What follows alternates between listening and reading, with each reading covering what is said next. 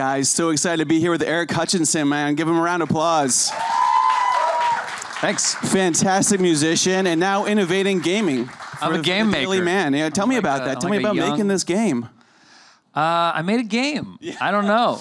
There's not too many new games coming out. I feel like there's a deficit of new games. You're fixing that problem for everybody. That's how I felt too, I guess. I don't know. I'm a musician and I love music and I love listening to music and I love talking about music and geeking out about music. And I just started having friends over to my apartment here in New York, and we would do it like every couple of months or something, and I'd just be like, here's some categories of songs.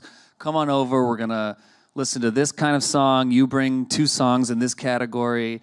And it just started working, and it was really fun, and we would, have a couple of drinks, and that always helps. Yeah, absolutely. It made the songs better. And then, like, all of a sudden, I had people, like, friends of friends who were like, hey, do you mind if I brought this guy along? Like I had suddenly have like a waiting list to get into my apartment. You had a waiting list for your home parties. Yeah, That's it was awesome. like Fight Club, but with music.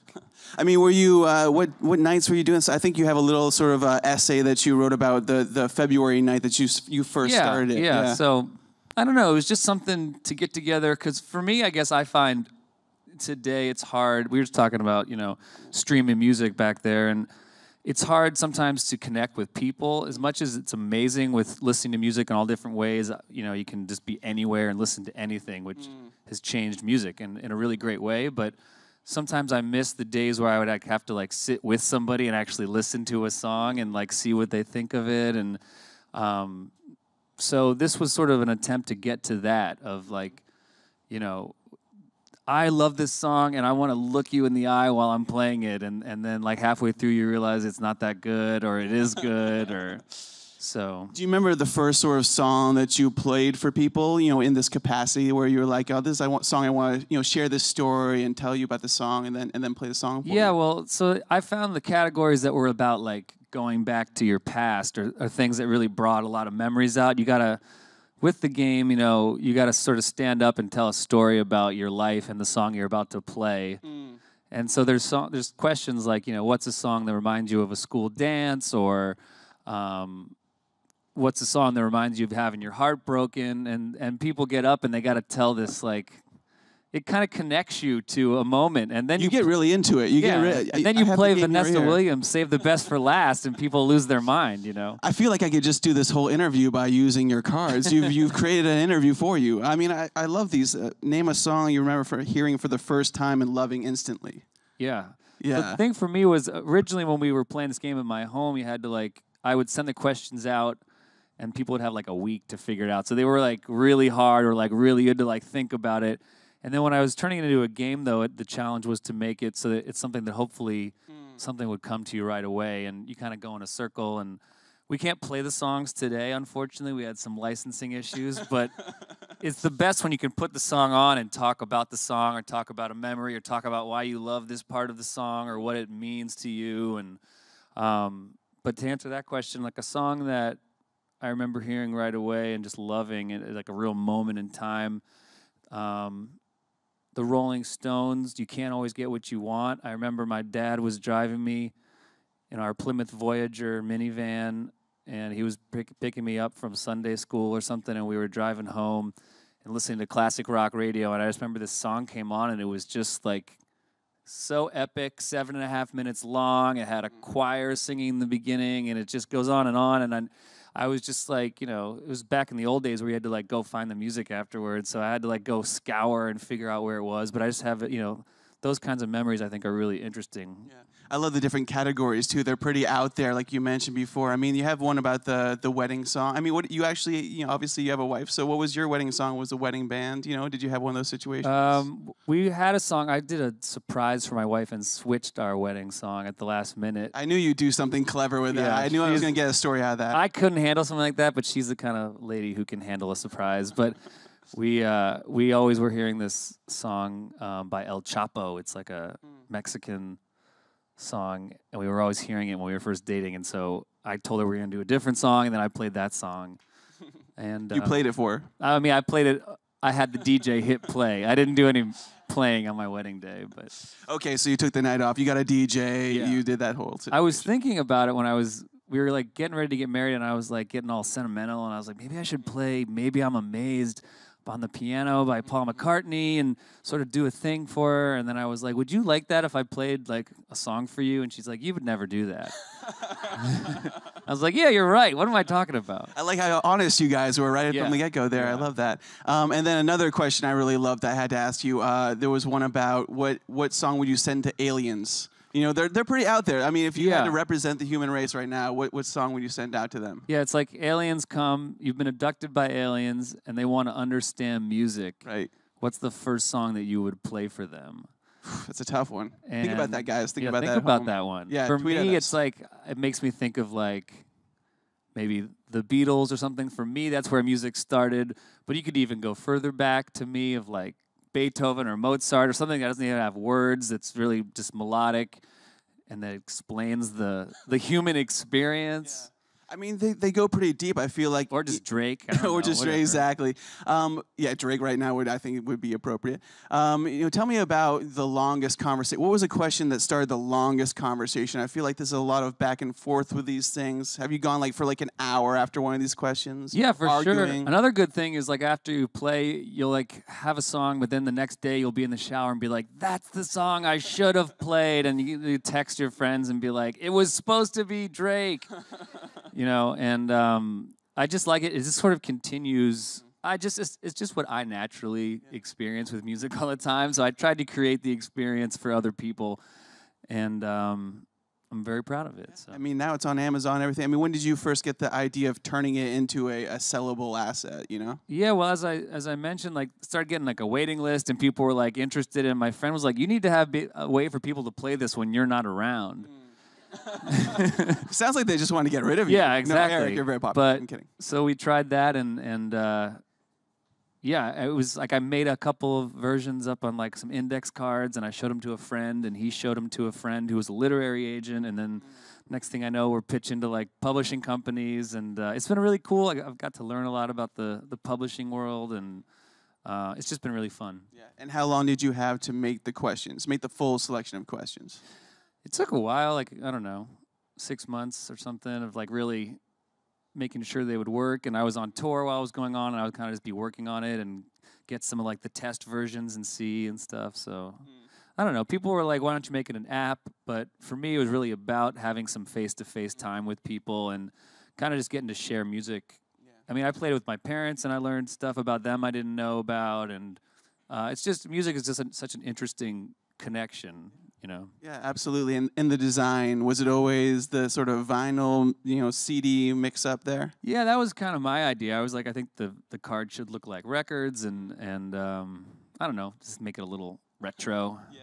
I mean, you talked about tour. I mean, was it like, did you find yourself learning a lot about yourself on tour as you have for how many years now? Yeah, I've been touring for like 15 years or so, and yeah, I think that's mainly what I'm trying to do in general, is learn about myself and understand myself. And I've learned that touring is tiring, and but I feel really lucky that I've gotten to go all over the place, and my music has taken me all kinds of places, including the AOL Build stage. Absolutely, welcome, welcome. Was there a particular artist or CD that inspired you to become a musician yourself? So much stuff. I mentioned the Beatles before. We're just like, I'm looking at this poor girl here. She's just trying to find one person to ask a question in the crowd. That's all right. I'll ask you guys the question. Exactly. Turn the tables around. I love the Beatles. These days, my favorites are like Kanye West and Brandy Carlisle and Alabama Shakes, and just great vocalists and great musicians and music thinkers. Now, you went to Emerson to study music, or was it? I was a film major. Yeah, okay. I thought I was going to be making films.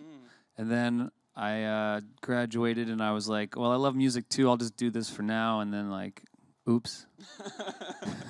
And you used to play in staircases, was that? I used to play in the staircase because it had good acoustics, and people would try to, like, come by with their laundry, and I'd just be in the way. And so, like, half the people liked it because it sounded nice. The other half were just like, you're in the way always.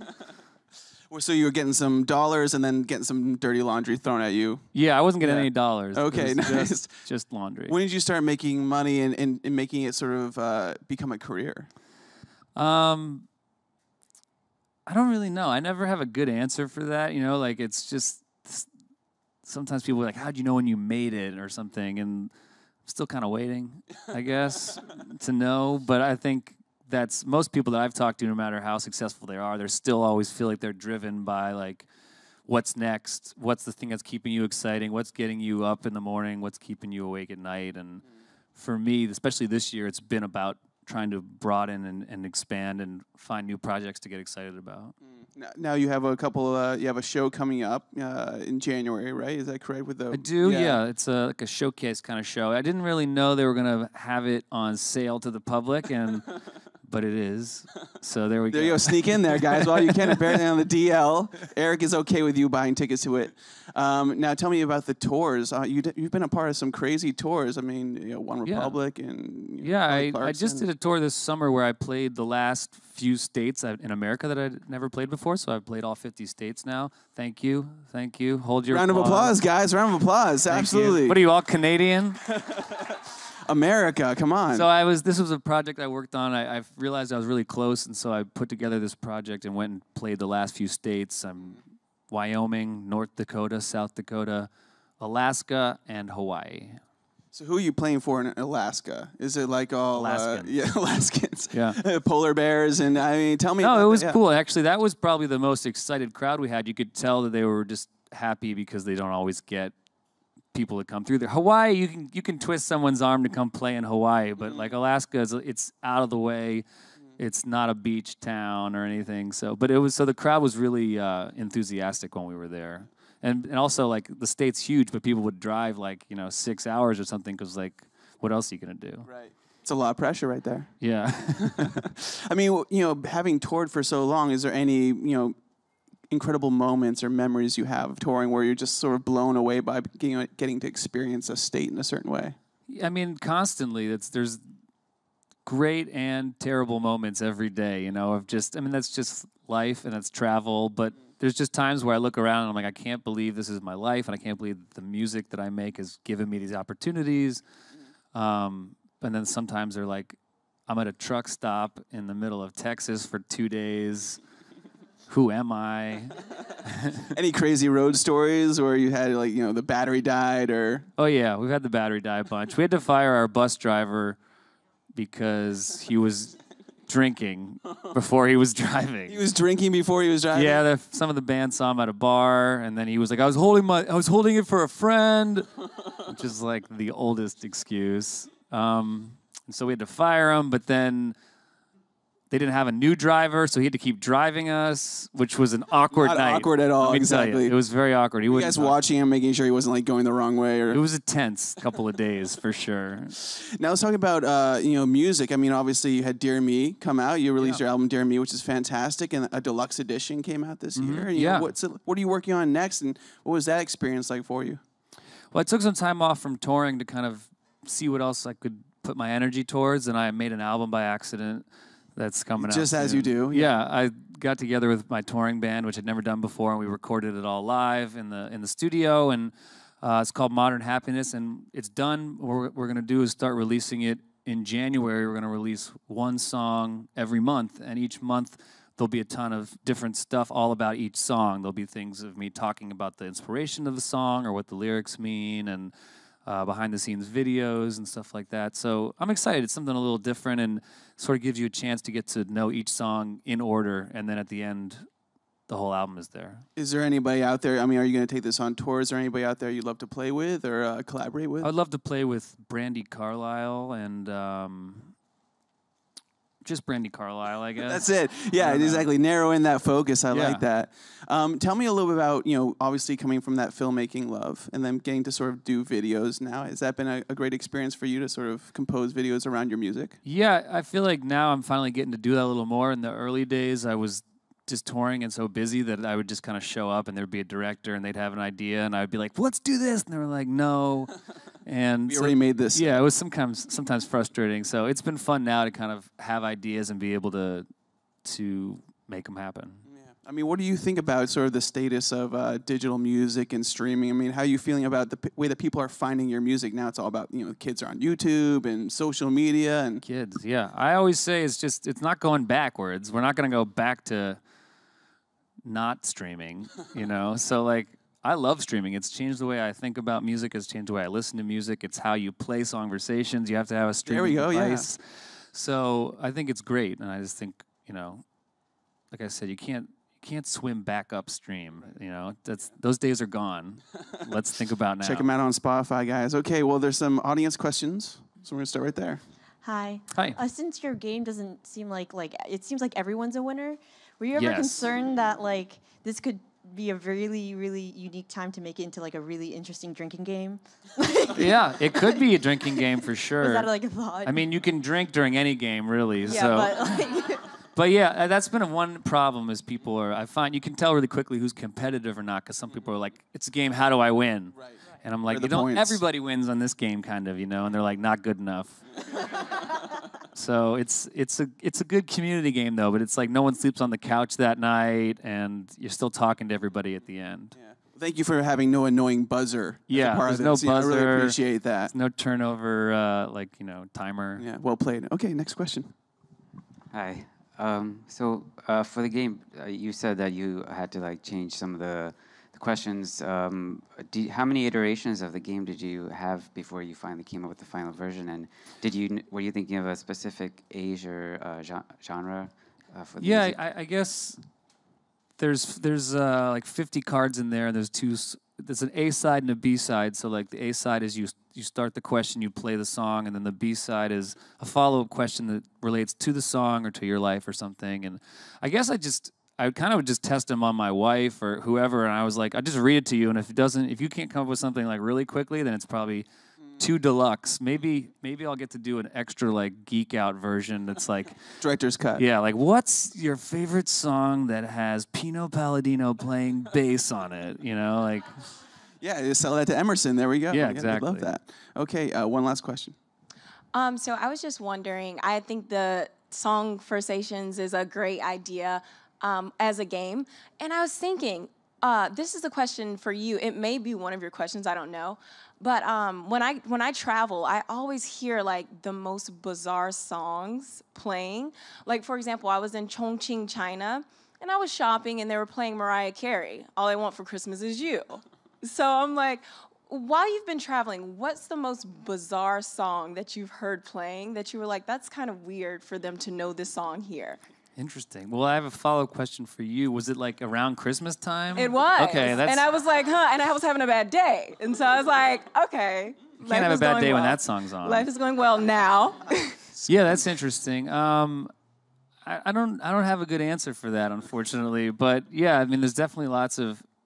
I think it's fun to travel and get to hear different kinds of music. I went and played some shows for the troops in Djibouti, Africa, and afterwards we got to go out and like kind of explore in the town and listen to like an Ethiopian band that was playing at a bar, and there's a video out there somewhere of me like dancing on the tables, just having the best time ever. So like, it's always exciting just when you can hear new music. But I guess the opposite is that where you're somewhere so far away and then it's like, what? Mariah Carey. Well, for other great stories like that, check out Songversations. It's on Amazon right now. It's available right now. Yeah. There we go. And Dear Me, his album. There we go. Give him another round of applause, guys. Thanks, Eric guys. Hutchinson.